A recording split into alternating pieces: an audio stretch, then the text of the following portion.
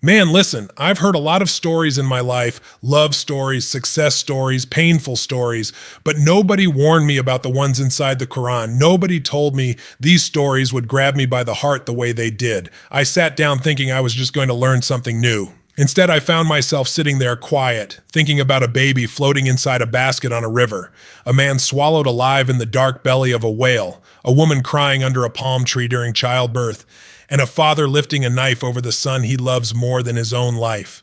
All of it tied together by this deep, soul-shaking message about faith, fear, hope, and what it means to trust God when everything in your life feels like it's falling apart. And I ain't exaggerating. Some of these stories hit harder than anything Hollywood ever made. Like when Prophet Musa's mother put her newborn baby in that river. You know how emotional that is. You know what kind of faith or desperation it takes for a mother to do that? Or the story of Prophet Yunus sitting inside the stomach of a whale thinking his whole life was over, but still calling out to God from the darkest place a human could ever be. And don't even get me started on Maryam, Mary giving birth alone with the whole world judging her and God comforting her right when she broke down. And then there's Ibrahim and his son. That story will shake anybody with a heartbeat. And I'm telling you, when I heard these stories, I felt something.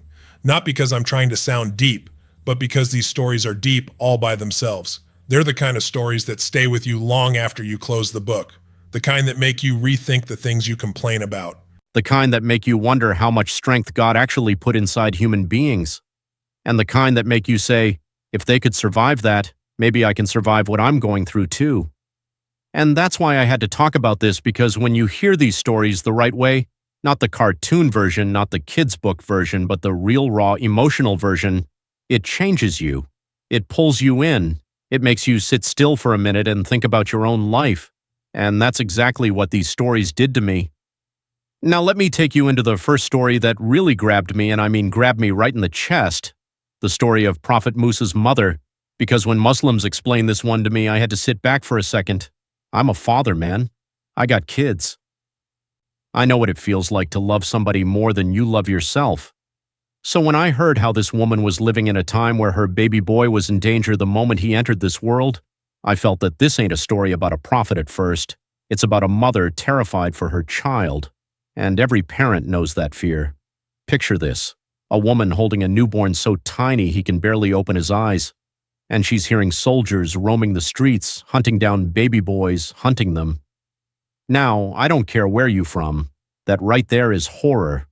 And the Quran doesn't tell it like some distant myth. It tells it in a way where you feel her heartbeat, her shaking hands, her panic. And then here's the part that stunned me. God puts this thought in her heart. Put him in a basket, place him in the river, and don't be afraid. Man, can you imagine that? We get scared sending our kids to school. We double-check the car seat. We call them every hour when they travel somewhere. And this woman was told to put her baby in a river. Water rushing, waves moving, danger everywhere. And she had to just let him go, trust that God had him, and she did it. With tears running down her face, with fear tearing her apart, she let that basket float away. And as a parent, that hit me hard because sometimes we're asked to trust even when everything in us is screaming not to. Sometimes we gotta let things go and believe they'll end up where they meant to be. But here's the miracle. The basket didn't just float anywhere. It floats right into the palace of the very man trying to kill baby boy. And then this is where the Quran gets beautifully poetic. God says he placed love for that baby into the heart of the Pharaoh's wife, so the woman whose husband was hunting babies ends up holding this one baby and falling in love with him instantly. Tell me that ain't emotional. Tell me that ain't powerful. A mother forced to let go. And on the other side of that river, God creates love in someone else's heart just to protect her child. And if that wasn't enough, God brings the story full circle. Musa's own mother gets hired to nurse her baby, so the same baby she let go comes back to her safe, protected, fed, loved. Only God writes a story like that. And when I heard that, I said, man, how many times in life did I panic thinking something was slipping out of my hands, not realizing it was actually slipping into God's hands? Then I heard the story of Prophet Yunus Jonah. And this one felt like a story every grown person can relate to because it starts with frustration. It starts with a man who walked away from his responsibilities. He felt overwhelmed. He felt unheard. He felt like he wasn't making a difference. So he ran. You ever felt like that? You ever been so tired you just walked away from something, a job, a dream, a relationship, thinking you just needed to escape? That's un-Yunus. But here's the twist. God doesn't punish him with thunder and lightning. God sends him into the belly of a whale, not to destroy him, but to make him pause, to make him reflect, to give him space away from the world so he can hear his own heart again.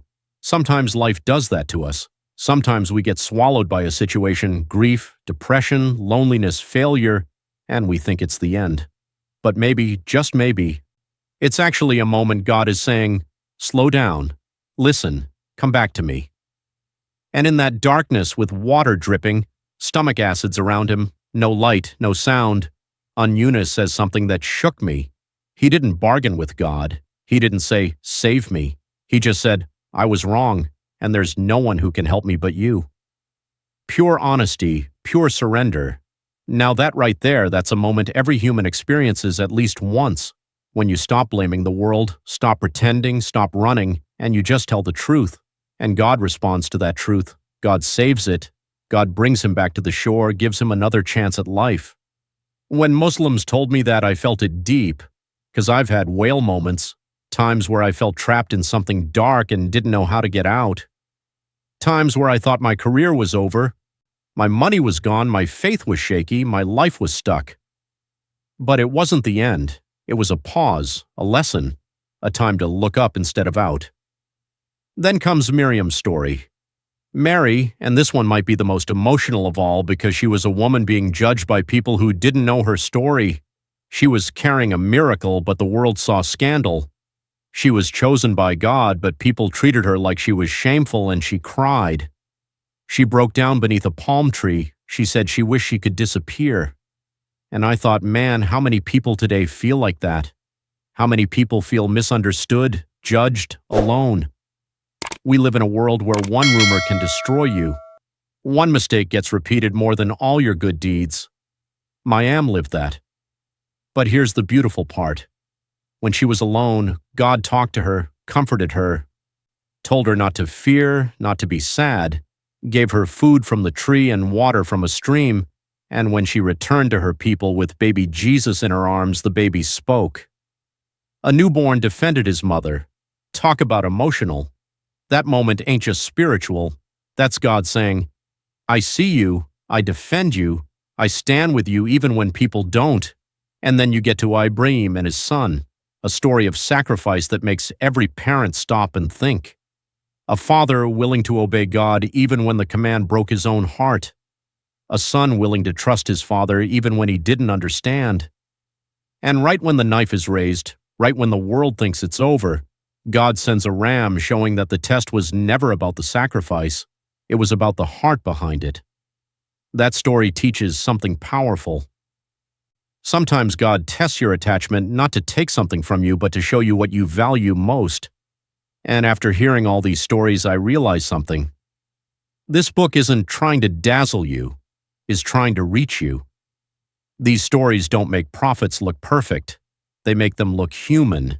Their tears, their fears, their loneliness, their faith, all laid out so you can learn from them. These stories changed how I look at life. And as I went through these stories, something kept coming back to me. Every miracle in the Quran happens when a person reaches the end of what a human being can do. The mother did everything she could, then she let go. Yunus tried everything, then he surrendered. Maryam held on as long as she could, then she cried out. Ibrahim's heart stretched to its limit, then God stepped in. It's like the Quran is saying, "Lo, your job is to do your best. God's job is to take it from there." And that message, man, it's universal. It don't matter where you're from, what religion you follow, what color you are, how much money you make. Every human being hits those moments. Moments where you feel overwhelmed, moments where life corners you, moments where you're carrying more weight than your shoulders were built for. And these stories say, you're not alone, you're not forgotten, you're not at a dead end. You're just at the part of the story where the miracle hasn't shown up yet. And you don't even have to be Muslim to appreciate that. Because these stories aren't just lessons, they're reminders. Reminders that strength don't always look like muscles. Sometimes strength looks like tears. Sometimes it looks like saying, I can't do this alone. Sometimes it looks like letting go. Sometimes it looks like falling to your knees so you can rise again. And the more I listen, the more I realize the Quran isn't trying to make you feel small. It's trying to show you how strong you actually are when you trust something bigger than yourself. And when I finished learning about all these stories, I wasn't just emotional. I was humbled because I realized something. The Quran doesn't tell stories so you admire the prophets. It tells stories so you learn how to survive life the way they did.